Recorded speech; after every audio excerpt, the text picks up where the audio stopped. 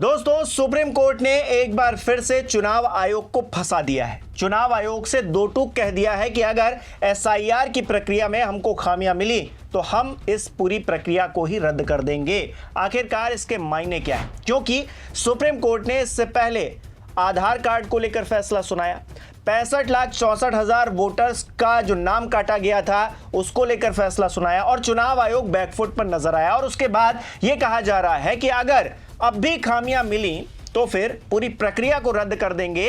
कहीं ना कहीं ज्ञानेश कुमार जी की मुश्किलें खड़ी हो गई हैं और इन मुश्किलों के बीच में मोदी शाह की सियासत भी फंसती हुई दिखाई दे रही है। नमस्कार, मेरा नाम हिमांशु मिश्रा है, आप देख रहे हैं 4PM न्यूज नेटवर्क। दोस्तों, आपको याद होगा बीती 7 अगस्त को राहुल गांधी ने एक प्रेस कॉन्फ्रेंस की थी। उन्होंने कर्नाटका की एक विधानसभा सीट का उदाहरण दिया था और कहा था कि 1 लाख से ज्यादा वोटों की वहां पर चोरी हुई। इस बात को लेकर चर्चा तेज हो गई कि आखिरकार चुनाव आयोग जो वोटर लिस्ट बना रहा है क्या वो पूरी तरीके से सही है, क्या उसमें खामियां नहीं हैं, और अगर खामियां हैं तो फिर खामी पूर्ण वोटर लिस्ट के जरिए चुनाव क्यों करवाए जा रहे हैं। अपने आप में पूरी चुनावी प्रक्रिया पर ही सवाल खड़े होने लग गए। एसआईआर की प्रक्रिया बिहार में हो रही है और इस प्रक्रिया को लेकर भी कुछ उसी तरीके के सवाल खड़े हो रहे हैं। क्या हम एक पारदर्शी वोटर लिस्ट बना पा रहे हैं जिससे चुनाव हो पाए, और अगर वोटर लिस्ट में खामियां हैं तो चुनाव पारदर्शी कैसे रह गया? अपने आप में यह सवाल है। इस सवाल के बीच में सुप्रीम कोर्ट एसआईआर की प्रक्रिया पर जो याचिकाएं पहुंच रही हैं उस पर सुनवाई भी कर रहा है। हमने देखा कि आधार कार्ड का मसला हो या फिर जिन लोगों के नाम काटे जा रहे हैं उनके नाम सार्वजनिक करने का मामला हो, सुप्रीम कोर्ट ने सख्त रुख अपनाया और सुप्रीम कोर्ट ने एक तरह से चुनाव आयोग को मजबूर किया कि वो वोटर की जो सहूलियत है उसका ध्यान रखे। उसके बाद में एक और मामला निकलकर सामने आ गया। सुप्रीम कोर्ट ने कह दिया कि अगर एसआईआर की प्रक्रिया में हमको खामियां मिली तो हम पूरी प्रक्रिया ही खत्म कर देंगे, रद्द कर देंगे। देखिए क्या है खबर। तो सुप्रीम कोर्ट ने कहा है कि गड़बड़ी मिली तो एसआईआर रद्द कर देंगे। चुनाव आयोग जिम्मेदारी समझता है, याचिकाकर्ता की दलील प्रक्रिया का पालन नहीं हो रहा है। आखिरकार क्यों ऐसा कहना पड़ा, खबर में अंदर क्या है ये भी जान लीजिए। खबर में लिखा है, सुप्रीम कोर्ट में सोमवार को बिहार में एसआईआर यानी कि वोटर वेरिफिकेशन के खिलाफ दायर याचिका पर सुनवाई हुई। उस दौरान याचिकाकर्ताओं की तरफ से कहा गया कि चुनाव आयोग प्रक्रिया का पालन नहीं कर रहा, नियमों की अनदेखी हो रही है। इस पर कोर्ट ने कहा कि हम ये मानकर चलेंगे कि चुनाव आयोग अपनी जिम्मेदारियों को जानता है। अगर कोई गड़बड़ी हो रही है तो हम इसको देखेंगे। अगर बिहार में एसआईआर के दौरान चुनाव आयोग द्वारा अपनाई गई कार्य प्रणाली में कोई भी अवैधता पाई जाती है तो पूरी प्रक्रिया को रद्द किया जा सकता है। अपने आप में ये दो टूक बयान दे दिया गया है। सुप्रीम कोर्ट की तरफ से ये टिप्पणी कर दी गई है और ये चेतावनी है दोस्तों, चुनाव आयोग के लिए ये एक चेतावनी के तौर पर है कि अगर प्रक्रिया में खामी मिल गई और हमको ये पता चल गया तो फिर हम पूरी प्रक्रिया को रद्द कर देंगे और ऐसे में जो भी होगा वो आगे देखा जाएगा। यानी कि मोदी सरकार जिस तरह से एसआईआर की प्रक्रिया की पैरवी कर रही थी, जिस तरह से उसमें खामियां निकलकर सामने आ रही हैं, याचिकाकर्ता सुप्रीम कोर्ट पहुंच रहे हैं और कह रहे हैं कि प्रक्रियाओं का पालन नहीं किया जा रहा है। अपने आप में ये पूरा चुनाव ही फंसता हुआ दिखाई दे रहा है, क्योंकि चुनाव से पहले ये प्रक्रिया हो रही है।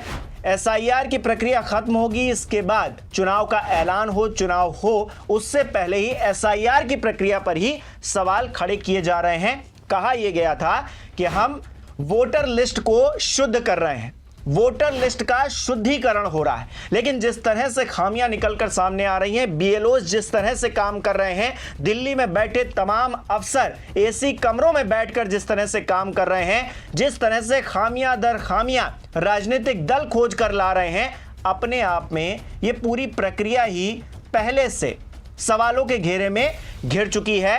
और तो और एसआईआर को न सिर्फ बिहार में बल्कि पूरे देश में लागू करने की तैयारी है, लेकिन आप एक राज्य में एसआईआर की प्रक्रिया ढंग से कर नहीं पा रहे हैं और आप पूरे देश में लागू करने चलें। सुप्रीम कोर्ट इस बात का भी जिक्र कर रहा है कि हम जो बात कह रहे हैं वो पूरे देश पे लागू होगी। ऐसा नहीं है कि हम अभी छोटी मोटी टिप्पणियां कर दें और उसके बाद जो है आप एक राज्य तक सीमित रहे। जो हम बातें कहेंगे वो पूरे देश में लागू रहेंगी। ऐसे में चुनाव आयोग पूरी तरीके से फंस गया है और भारतीय जनता पार्टी, उस पर तो वोट चोरी का आरोप लग रहा है ना, चुनाव आयोग के साथ मिलकर धांधली का आरोप लग रहा है। ऐसे में भारतीय जनता पार्टी की सियासत भी बैकफुट पर है। इस पूरे मामले पर जितनी भी सफाई दी जा रही है, सुप्रीम कोर्ट अपने फैसलों से या फिर टिप्पणियों से या फिर जो बातें कही जाती हैं उनसे भारतीय जनता पार्टी को झटका दर झटका दिए जा रही।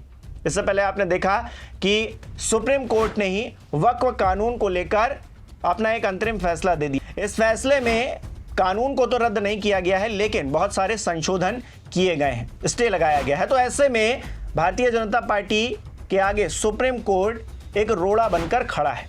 अब रोड़ा किस तरह से, जो सियासत हो रही है, जो राजनीतिक लाभ लेने की कोशिश हो रही है, इस बीच जो आरोप लग रहे हैं वोट चोरी के, तो ऐसे में सुप्रीम कोर्ट जवाबदेह ठहराने की कोशिश कर रहा है। और जवाबदेह किसको ठहराने की कोशिश कर रहा है? चुनाव आयोग को। चुनाव आयोग को पहले ही जवाबदेह होना चाहिए, लेकिन 7 तारीख को आपको याद है राहुल गांधी प्रेस कॉन्फ्रेंस करते हैं और 17 तारीख को 10 दिन के बाद ज्ञानेश कुमार जी सामने आते हैं और कहते हैं कि या तो हलफनामा दो या फिर हम आपके आरोप झूठे मान लेंगे। अब बताइए, प्रक्रिया में खामी है, इसकी जांच तो खुद ही चुनाव आयोग को करनी चाहिए थी, राजनीतिक दलों को इसकी जरूरत ही नहीं थी करने की। बावजूद इसके चोरी और ऊपर से सीना चोरी, ये वाला मामला दिखाई दिया।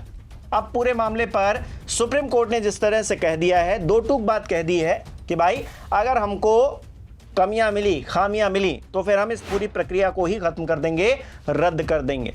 चुनाव आयोग के लिए अब मझधार में जो है उनकी नाव फंस चुकी है और वो भारतीय जनता पार्टी को भी बुरी तरीके से फंसा चुके हैं। अब इस प्रक्रिया के मद्देनजर आगे क्या होगा, क्योंकि राहुल गांधी हो या फिर तेजस्वी यादव हो, चुनावी माहौल 16 दिनों के अंदर बना चुके हैं। वोटर अधिकार यात्रा उन्होंने निकाली। इस वोटर अधिकार यात्रा में उन्होंने वोट चोरी की बात की और एसआईआर की प्रक्रिया में हो रही खामी की बात की। ऐसे में सवालों के घेरे में चुनाव आयोग, भारतीय जनता पार्टी है और विपक्ष जिस तरह से हमलावर है, उस बीच सुप्रीम कोर्ट का जो कहना है उसने एक तरह से बूस्ट दे दिया है।